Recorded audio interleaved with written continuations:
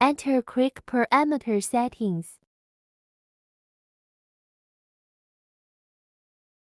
When in the shutdown gear, long press the OK key to enter the setting mode.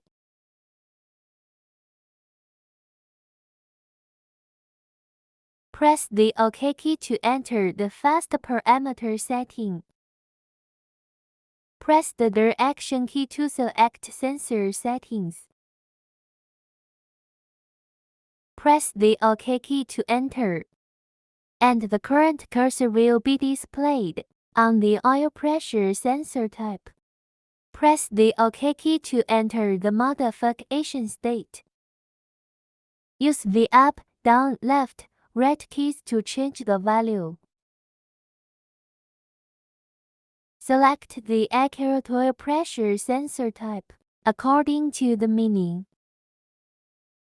Press the OK key to save. Press the stop key again to exit to the home screen.